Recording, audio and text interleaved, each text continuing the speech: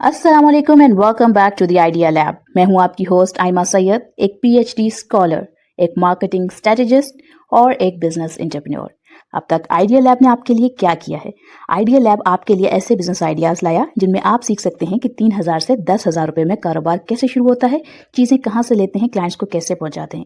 इसके ऊपर पूरी playlist free of cost available है चैनल पर।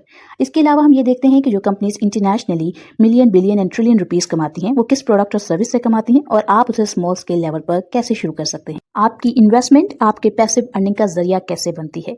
स्टॉक्स क्या हैं, पीएसएक्स क्या है, पाकिस्तान स्टॉक एक्सचेंज पर आपकी गवर्नमेंट आपके पैसे सेफ कैसे रखती है, और इसके अलावा कंपनीज में इन्वेस्ट करने से पहले उनकी फंडामेंटल टेक्निकल एनालिसिस कैसे की जाती है, फाइनेंशियल स्टेटमेंट्स कैसे पढ़ी जाती हैं। मैं कोई फाइनेंशियल एडवाइजर नहीं, लेकिन मैंने अपनी जर्नी से जो कुछ सीखा आपके साथ शेयर करती हूँ ताकि आप आइडिया लैब के साथ ग्रो कर सकें। अस्सलाम वालेकुम and welcome back to the idea lab. और आज हम ये बात करने वाले हैं कि हम बात तो करते हैं कि लॉन्ग टर्म के लिए स्टॉक्स को ख़रीदा जाए, यानी आप अपने पैसे जब स्टॉक्स में इन्वेस्ट करें तो उनको लॉन्ग टर्म के लिए इन्वेस्ट करें। लेकिन कितने लॉन्ग के लिए और क्या क्या डिफरेंट स्ट्रैटेजीज़ हो सकती हैं, इसके हवाले से आज हम इसके ऊपर थोड़ी सी बात करने वाले हैं। सबसे पहले हम इसको एक शॉर्ट आंसर में देखेंगे। वो ये है कि देखें, सबसे पहले तो इसका कोई फिक्स टाइम हम देखेंगे कि क्या हो सकता है, क्या नहीं हो सकता, कौन से फ्रेमवर्क्स हैं जो इसके लिए वर्क कर सकते हैं, बिजनेस फंडामेंटल्स किस तरीके से एक्ट करेंगे, और लॉजिकली हम स्टॉक्स को कितने देर तक होल्ड करना चाहिए और कितने अरसे तक उसको होल्ड करने का फ़ायदा हम इन्हें देखेंगे। प्रोफेशनल इन्वेस्टर्स का एक गोल्डन रूल रहा है कि स्टॉक्स कब तब तक होल्ड करो जब तक आपकी इन्वेस्टमेंट का जो थीसिस है वो वैलिड है। इसका मतलब ये है कि आप स्टॉक्स डेज, मंथ्स या ईयर्स के बेसिस पर नहीं बेचते हैं, बल्कि उनको रीजंस की बेसिस पर बेचते हैं जिनकी वजह से आपने वो स्टॉक्स बाय किए थे। जब वो रीज़न चेंज हो जाती है तब आप उनको सेल कर देते हैं।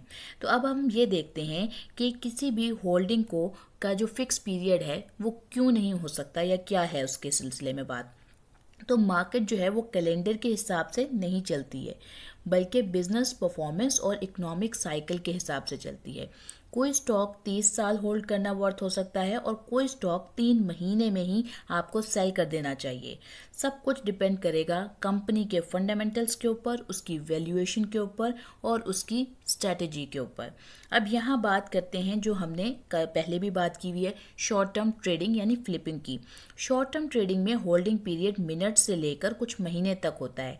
इसका गोल बिजनेस ग्रोथ नहीं होता, सिर्फ प्राइस मूवमेंट से प्रॉफिट को बनाना होता है।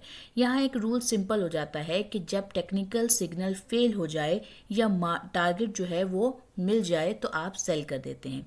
अब इसके कंपेयर में अगर हम ये बात करें कि मीडियम टर्म इन्वेस्टमेंट किस तरीके की आपके लिए एक्ट करती है, तो मीडियम टर्म इन्वेस्टर्स जो हैं वो स्टॉक को 6 महीने से 3 साल तक होल्ड करते हैं। उनका गोल होता है इकोनॉमिक साइकिल, सेक्टर ग्रोथ और अंडर वैल्यूएशन का फ़ायदा उठाना। उनके लिए जो वो जिस रूल को फॉलो कर रहे होते हैं वो ये होता है कि जब मैक्रो या सेक्टर थीसिस चेंज हो जाए तो वो एग्जिट कर जाते हैं। अब इसके कंपेयर में अगर हम बात करें लॉन्ग टर्म इन्वेस्टिंग की, जो कि अक्सर हम सुनते आ रहे हैं कि ट्रू वेल्थ बिल्डिंग भी कहलाती है, तो लॉन्ग टर्म इन्वेस्टिंग का टाइम हॉरिजॉन 5 साल से 20 साल से भी ज़्यादा हो सकता है, यानी 5 साल कम अज़ कम और 20 साल से भी ज़्यादा। अब ये लाइफ टाइम तक भी चलता है। इसका पर्पस होता है कंपाउंडिंग, डिविडेंड्स और बिजनेस की एक्सपेंशन से वेल्थ बनाना। इसके लिए जिस रूल को बनाया गया है वो होता है कंपनी ग्रो करती रहे तो स्टॉक होल्ड करना चाहिए। अब अगर हम ये देखें कि लॉन्ग टर्म होल्डिंग क्यों पावरफुल समझी जाती है, लॉन्ग टर्म होल्डिंग कंपाउंडिंग की वजह से पावरफुल समझी जाती है। मिसाल के तौर पर अगर 10% रिटर्न 30 साल से आप देख रहे हैं तो पैसा 17x का हो जाता है, और 12% रिटर्न के हिसाब से पैसा 30x यानी कि 30 गुना जो है वो हो जाता है। इसलिए कहते हैं कि टाइम जो है वो टाइमिंग से ज़्यादा पावरफुल तौर पर एक्ट करती है।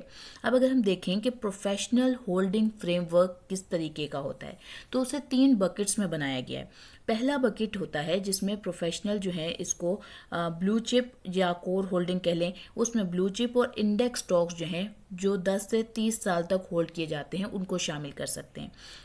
इसमें आप जो इंडेक्स फंड्स हो गए, जैसे आपके पास KMI 30 है, आपके पास PSX Div 20 है, आपके पास मीज़ान पाकिस्तान इंडेक्स है, इसमें शरिया कॉम्प्लाइंट स्टॉक्स शामिल होते हैं। आप इनमें से भी कुछ स्टॉक्स को लेकर अपना जो होल्डिंग पोर्टफोलियो है उसको डिज़ाइन कर सकते हैं। अब अगर हम देखें कि टेक्टिकल होल्डिंग या टेक्टिकल होल्डिंग के अलावा हम देखें कि इसके जिसे हम ग्रोथ होल्डिंग्स भी कह सकते हैं, ये किस तरीके से एक्ट करती हैं। ये जो है वो सेक्टर इसमें प्ले करता है, ग्रोथ स्टॉक्स होते हैं और ये 1 से 5 साल तक के लिए होल्ड किए जाते हैं। फिर आ जाती है ट्रेडिंग पोजीशंस। इसके अंदर जो मोमेंटम और न्यूज़ बेस्ड ट्रेड्स हैं उनको डेज और मंथ्स तक होल्ड किया जाता है। अब देखते हैं कि कोई भी स्टॉक क्यों बेचा जाना चाहिए। स्टॉक जो है वो सेल करना चाहिए जब कंपनी के जो फंडामेंटल्स हैं वो ख़राब हो जाएं, बिजनेस मॉडल फेल हो जाए, अर्निंग्स गिरती रहें या फिर लोन जो है कंपनी का वो डेंजरस हो जाए, स्टॉक जो है वो एक्सट्रीमली ओवर वैल्यूड हो जाए या बेटर अपॉर्चुनिटी आपको और किसी स्टॉक में नज़र आ रही हो या पोर्टफोलियो रीबैलेंस करना ज़रूरी हो, तो या फिर रिस्क की जो प्रोफाइल है वो चेंज हो, तो इन केसेस में आप किसी भी स्टॉक को बेचते हैं। अब अगर हम देखें कि आपको कब कोई भी स्टॉक बेचना नहीं चाहिए, स्टॉक सिर्फ इस वजह से जो या रीजंस हैं इनकी वजह से आपने नहीं बेचना कि अगर कोई टेम्परेरली जो है प्राइस जो है वो ड्रॉप हुई है तो उसकी बेसिस पे आप स्टॉक नहीं बेचते हैं। ना ही मार्केट क्रैश या पैनिक की सिचुएशन में आपने अपने स्टॉक्स बेचने हैं। किसी सोशल मीडिया की रूमर्स के ऊपर नहीं बेचना, शॉर्ट टर्म की बैड न्यूज़ पे नहीं बेचना, फ्रेंड ने सेल कर दिया इसलिए आप बेच रहे हैं इस वजह से नहीं, इमोशंस में आके बेसिकली आपने अपने स्टॉक्स को नहीं बेचना। लॉन्ग टर्म इन्वेस्टर्स जो हैं वो पैनिक नहीं करते हैं, उन्होंने क्योंकि फंडामेंटल्स कंपनी का बिजनेस उसकी ग्रोथ पे नज़र रखी होती है तो वो उसके विजन के साथ चलते हैं। अब अगर हम देखें कि साइकोलॉजिकली जो होल्डिंग है उसके क्या रूल्स हैं, तो लोग पैसा इसलिए लूज़ करते हैं क्योंकि विनर्स जो हैं वो जल्दी सेल कर देते हैं, लूज़र्स जो हैं वो ज़्यादा होल्ड करते हैं और क्रैश में पैनिक करते हैं और जो हाइप है वो चेज करते हैं। यानी कि प्रोफेशनल रूल जो आपके सामने बनकर आता है वो ये है कि लूजर्स जो हैं वो कट करें, विनर्स को रन करने दो। अब ये क्या बात हुई, अब हम देखते हैं इसको कि होल्डिंग मार्केट साइकिल्स के थ्रू हम समझ पाएंगे। मार्केट क्रैश इन्वेस्टर्स के लिए डेंजर नहीं अपॉर्चुनिटी होती है। मार्केट गिरती है, बिजनेस जिंदा रहता है और फ्यूचर जो है वो रिटर्न हाई हो जाता है।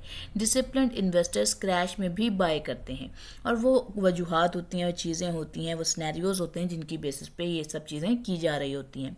अब अगर हम बात करें कि वैल्यूएशन साइकिल्स क्या हैं और वो किस तरीके से होल्डिंग के अंदर आपकी हेल्प कर सकते हैं। स्टॉक साइकिल्स को फॉलो किया जाता है, अंडर वैल्यूड से फिर फेयर वैल्यू देखी जाती है, फिर ओवर वैल्यूड, बबल और crash. Smart investors under valued में बाय, फेयर वैल्यू में होल्ड, ओवर वैल्यूड में ट्रिम और बबल में अवॉइड करते हैं। अब बात आ जाती है टाइम वर्सेस टाइमिंग की, यानी कि टाइमिंग जो है वो मार्केट का मतलब बूम और टॉप परफेक्टली कैच करना है जो ऑलमोस्ट इम्पॉसिबल है। टाइम इन मार्केट का मतलब है कि डिकेड्स तक इन्वेस्टेड रहना। हिस्ट्री प्रूव करती है कि टाइम इन मार्केट ज़्यादा पावरफुल साबित हुआ है। अब अगर हम देखें कि डिविडेंड इन्वेस्टर्स की जो होल्डिंग है वो किस तरीके से होती है। डिविडेंड इन्वेस्टर्स अक्सर स्टॉक्स जो है वो फॉर एवर के लिए होल्ड करते हैं। इनकम आता रहता है, शेयर्स ग्रो करते हैं और डिविडेंड कंपाउंड होता रहता है। इस स्ट्रैटेजी से वो बिलियनर बनना चाहते हैं। अब देखते हैं कि ग्रोथ स्टॉक्स का होल्डिंग पीरियड किस तरह का हो सकता है। ग्रोथ स्टॉक्स जो हैं वो हाई रिस्क और हाई रिवॉर्ड वाले होते हैं। उन्हें तब तक होल्ड किया जाता है जब तक ग्रोथ स्ट्रॉन्ग हो। जब ग्रोथ स्लो हो जाए तो वो वैल्यूएशन एक्सट्रीम होती है और वहाँ से एग्जिट करना चाहिए। और इसमें बहुत सारी जो इंटरनेशनल मिसालें हैं उसमें अमेज़ॉन, टेस्ला, एनवीडिया, ये सारी आपके पास जो है लॉन्ग टर्म विनर्स के तौर पर सामने आए हैं। अब अगर हम ये देखें 5 साला रूल की बात करें तो प्रोफेशनली जो है अगर आप जो है वो स्टॉक्स को 5 साल होल्ड नहीं कर सकते तो बाय मत करें। यानी कि ये एक जनरल रूल समझा जाता है कि आपने अगर लॉन्ग टर्म इन्वेस्टिंग करनी है तो उसका कम से कम हॉरिजॉन आपके दिमाग में 5 साल होना चाहिए। ये एक गैम्बलिंग माइंडसेट नहीं होता, ये जो है बेसिकली आपको डिसिप्लिन डेवलप करने में मदद करता है। अगर हम यहाँ पर वॉरेन बफे की होल्डिंग स्ट्रैटेजी को देखें तो वो अपने फेवरेट जो स्टॉक्स होते थे उनका होल्डिंग पीरियड हमेशा के लिए रखते थे, फॉर एवर के लिए। मतलब ये कि ग्रेट बिजनेसेस खरीदें और साइकिल्स के अंदर उनको होल्ड किया जाए और कंपाउंडिंग के साथ उनके अंदर फर्दर अर्निंग्स को कंपाउंड करके प्रॉफिट को अर्न किया जाए। अब कॉमन मिस्टेक्स इसके हवाले से क्या हैं? तो देखें, बहुत सारे बिगिनर्स जो हैं वो स्मॉल प्रॉफिट पर सेल कर देते हैं, क्रैश में पैनिक कर जाते हैं, बैड कंपनीज को होप के साथ होल्ड किए रखते हैं, और बहुत बार हम ये सोचते हैं कि जो स्टॉक जो है वो 100 रुपये का है वो हमें शायद आगे चलकर लाखों रुपए का प्रॉफिट देगा, और जो स्टॉक 700 रुपये का है वो महंगा है और हम उसको ना खरीदें। जो स्टॉक आज 700 तक पहुंचा है वो एबिलिटी रखता है कि वो आगे 1000 तक भी जाएगा, और जो स्टॉक अगर 10 साल में 100 रुपये पर है तो हो सकता है कि उसके साथ कुछ फंडामेंटल एरर्स हों, इसी वजह से वो आज तक 200 तक का भी नहीं पहुंचा। तो ये सब चीज़ें आपको सोचनी पड़ती हैं। ओवर ट्रेडिंग नहीं करनी है, डेली प्राइस चेकिंग में भी आपको जो पैनिक है सिचुएशन वो हो जाती है। स्ट्रेटजी बार बार चेंज नहीं करनी होती, उसके लिए आपको प्रॉपर जर्नलिंग करनी चाहिए, और इंशाल्लाह ताला जल्द ही हम आपके लिए जर्नल्स भी लेकर आने वाले हैं जिसमें आप अपनी जो बाय सेल एवरेज प्राइस ये सारी चीज़ें आप उसमें लिख सकेंगे, और आप जो है उसको ऑनलाइन ख़रीदना चाहें यानी कि ऑनलाइन शीट्स लेना चाहें तो वो भी आपके लिए अवेलेबल होंगी, और अगर आप हार्ड कॉपी में एक जर्नल हमसे ख़रीदना चाहें तो वो भी टीम की जानिब से आपको अवेलेबल होगा, और टीम का जो नंबर होगा वो ऑलरेडी हमने चैनल के जो अबाउट सेक्शन है उसमें दिया हुआ है, तो आप उनसे रब्ता करके उसके बारे में मज़ीद मालूमात भी हासिल कर सकते हैं। अब अगर हम ये देखें कि जो हमारे पास होल्डिंग के रूल्स हैं वो क्या हैं, तो कोर स्टॉक्स जो हैं वो 10 साल तक होल्ड किए जाने चाहिए। जो फंडामेंटल्स हैं उनको ईयरली रिव्यू करना चाहिए। जब आपने कोई एक थीसिस बनाया, एक कॉन्सेप्ट बनाया, जब वो ब्रेक हो सिर्फ तब सेल करें। डाइवर्सिफाई करें, ओवर ट्रेड मत करें, कंपाउंडिंग को क्वाइटली काम करने दें। अब अगर इस तमाम चीज़ों को देखकर हम आज की फाइनल टेक अवेज की बात करें तो कोई यूनिवर्सल होल्डिंग पीरियड नहीं होता। होल्डिंग डिपेंड करता है आपकी स्ट्रेटजी पर, कंपनी के फंडामेंटल्स पर, वैल्यूएशन पर और पर्सनल गोल्स के ऊपर। लॉन्ग टर्म होल्डिंग आपकी वेल्थ बनाती है, शॉर्ट टर्म होल्डिंग स्ट्रेस या स्किल बिल्ड करता है, या ये स्किल पे बेसिकली डिपेंड भी करता है। शॉर्ट टर्म होल्डिंग सबसे ज़्यादा पैसा उसी का बनता है जो मार्केट के अंदर टाइम गुजारता है, वक्त रखता है अपना वहाँ पर। तो उम्मीद करती हूँ आपको आज की ये वीडियो अच्छी लगी होगी, आपने वीडियो को लाइक किया होगा, शेयर किया होगा, सब्सक्राइब किया होगा। मुझे दुआ में याद रखिएगा। इंशाअल्लाह ताला फिर एक अच्छी वीडियो के साथ मुलाकात होगी। आज के लिए मैं लेती हूँ अलविदा। अस्सलाम वालेकुम।